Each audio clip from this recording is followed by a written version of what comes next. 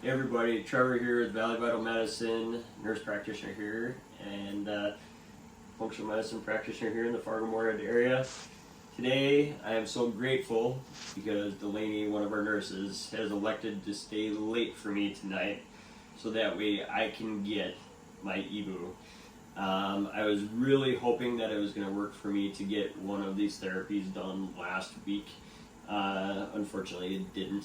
I ended up getting fairly sick last week. Actually had, not diagnosed, but most likely COVID. Symptoms super similar to what they were about 3 years ago when I had it the first time, and it was quite severe. Symptoms overall this time aren't quite as bad, but still bad enough. I had shivers, I was in bed all day long. I tried doing all the things that I could at home as far as the immune support stuff that I needed, and made a little bit of progress. Excuse me.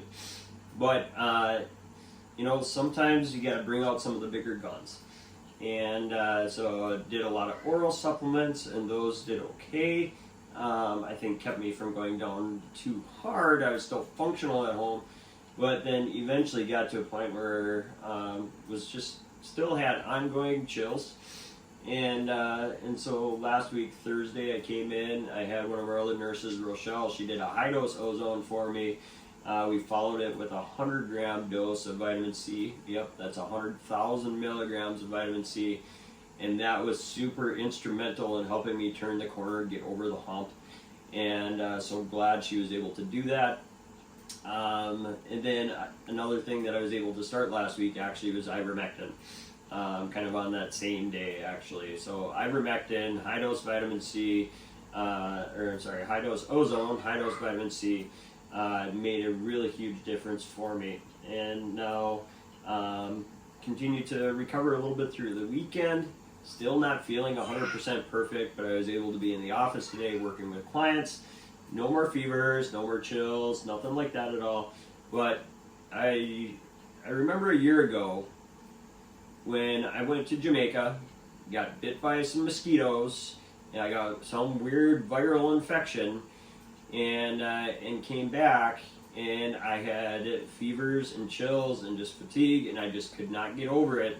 So one of the first things that I did when I got back, I had Kira, one of our other nurses, do EBOO for me, and it did amazing at just knocking it out and helping me get back to life. So I'm really hoping and I'm expecting that that's what's going to happen this time.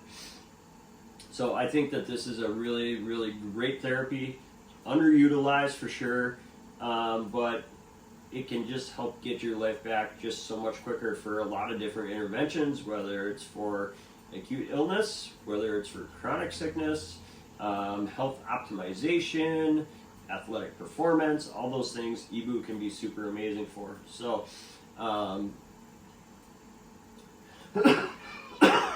excuse me. So Delaney, why don't you come in? We can just kind of show the process here a little bit of like what's actually happening. So on my right arm, that's the output side of the blood. So where the blood is really, really dark, you can see where the blood is coming out. It's going down, kind of going through that tubing, going through the pump, and it's getting pumped up into the dialysis filter. Now the dialysis filter will catch things, but it's not technically there to work as a filter.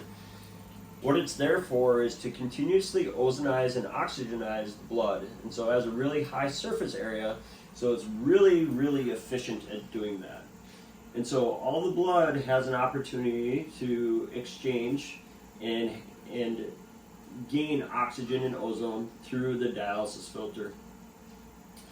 The blood then leaves that dialysis filter, goes up through some of the tubing into the drip chamber, so you can see how well the blood is actually flowing there.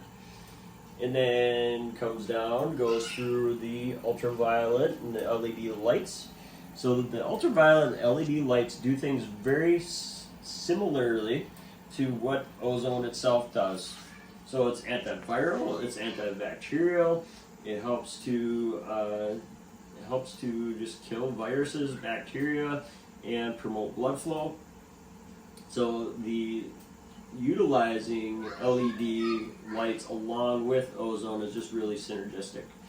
So once it comes through there, then it comes back to me on the left side. So if we can take and you can compare the different colors of the blood from when they came out of me until now the blood is going back into me, what a difference. I would say, I don't know that there's too many times that I've seen this drastic of a difference in the different colors of the blood. In fact, I know when I did my high dose ozone and vitamin C the other day, I think because I was quite, I was sick enough for sure. The blood to me looked almost gray when it was taken out for my high dose ozone, and of course it was much more bright red when it was put back in. So anyway, this is my EBOO setup. I'm excited about it. I am 99.8% sure I'm going to be feeling a lot better tomorrow than I am today because of what this is doing for me. One of the benefits of this is you can actually get the benefit of treatment of about 30 of these as opposed to doing just one major